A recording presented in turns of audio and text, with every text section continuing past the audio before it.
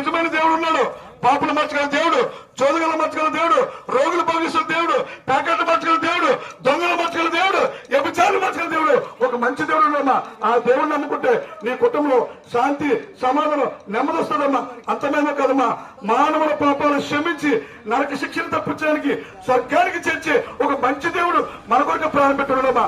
ఆ దేవుడు నమ్ముకుంటే ఇప్పుడు ఆ దేవుడు ఎవరున్నప్పుడు ఆ దేవుడే ప్రభువైన యేసుక్రీస్తు. దేవుని స్తోత్రం, దేవుని స్తోత్రం. ప్రభువైన యేసుక్రీస్తు దొరకడండి నా జీవితం మారిపోతుంది. యేసు ప్రభు దొరకడు నా పాపం పారిపోతుంది. యేసు ప్రభు దొరకడు నా మరణం పారిపోతుంది. యేసు ప్రభు నా జీవితాన్ని బాగు చేశాడు, నా బ్రతుకుని బాగు చేశాడు, నా స్థితిని బాగు చేశాడు. నన్ను మార్చిన దేవుడు నా ఇంట్లో ఒక గొప్ప మేలు చేశాడు. ఏంటంటే ఇలాంటి యజమాని మార్చిన దేవుడు నిజమైన దేవుడు అని చెప్పి నా కుటుంబంలో 18 మంది మారిన దేవుడు స్తోత్రం. చెప్పట్లు దేవుడి స్తోత్రం. యేసు ప్రభు నిజమైన దేవుడు. మీ కుటుంబంలో శాంతి, సమాధానం, నెమ్మదించే దేవుడు.